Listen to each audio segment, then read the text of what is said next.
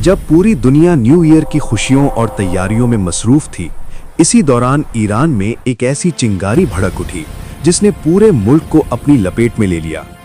28 दिसंबर 2025 को ईरान ने अपने 3 अहम सैटेलाइट्स खला में भेजे, जिनके नाम ज़फ़र 2, पाया और कोसवार हैं।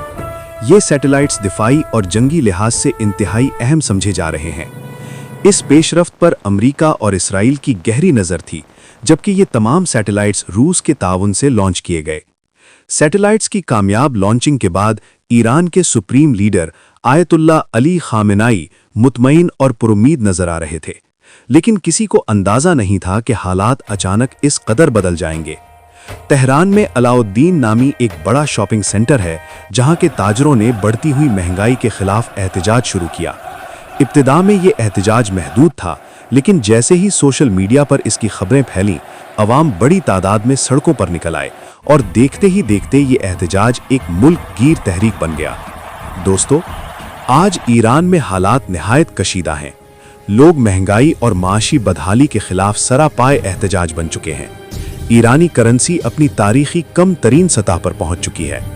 आज एक अमरीकी डॉलर के बदले लाखों ईरानी रियाल मिल रहे हैं, जबकि माजी में $1 के बदले चंद 100 रियाल ही मिला करते थे। ये एहतजाज ईरान की तारीख के शदीद तरीन मुजाहिरों में शुमार किया जा रहा है।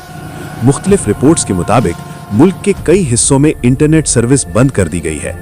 एहतजाज अब ईरान के 100 से ज़ायद शहरों तक फैल चुका है, जिनमें तेहरान, मशहद और इस्फहान शामिल हैं। मशहद में कौमी परचम को जलाने के वाक़यात भी सामने आए हैं। अब तक 2000 से ज़ायद अफराद गिरफ्तार हो चुके हैं, जबकि तकरीबन 40 अफराद जान से हाथ धो बैठे हैं।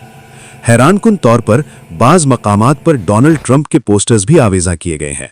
ट्रंप ने बयान दिया है कि अगर ईरान में मुजाहिरीन को नुकसान पहुंचाया गया तो अमेरिका सख्त रद्द-ए-अमल दे सकता है।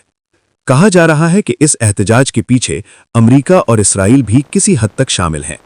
इब्तिदा में मुजाहिरीन की तादाद कम थी, लेकिन मगरबी मीडिया ने मुबालगा आमेज और बाज़ औक़ात झूठी खबरें फैलाकर हालात को मज़ीद ख़राब कर दिया। एक खबर ये भी गर्दिश करती रही कि ईरान के सुप्रीम लीडर मुल्क छोड़ने वाले हैं, जिससे अवाम में खौफ और बेयकीनी मज़ीद बढ़ गई। दोस्तों, तारीख हमें ये बताती है कि किसी मुल्क को कमज़ोर करने के लिए सबसे पहले अवाम के जहनों पर हमला किया जाता है। अफवाहें, झूठी खबरें और नफसियाती दबाव पैदा करके कौम को अंदर से तोड़ा जाता है, और यही हिकमत अमली ईरान के खिलाफ इस्तेमाल की जा रही है।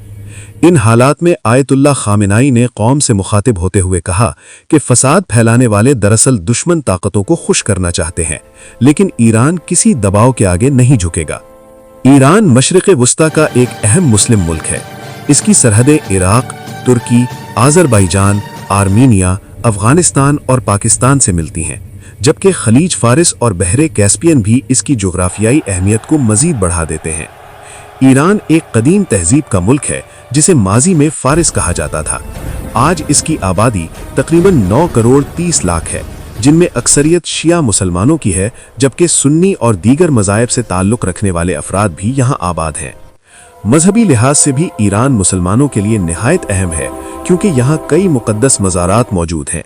इसी वजह से अमेरिका और इसराइल हमेशा ईरान की हुकूमत को अपने लिए ख़तरा समझते हैं। 1979 से पहले ईरान में बादशाहत कायम थी और शाह मोहम्मद रज़ा पहलवी अमेरिका का करीबी इत्तेहादी था।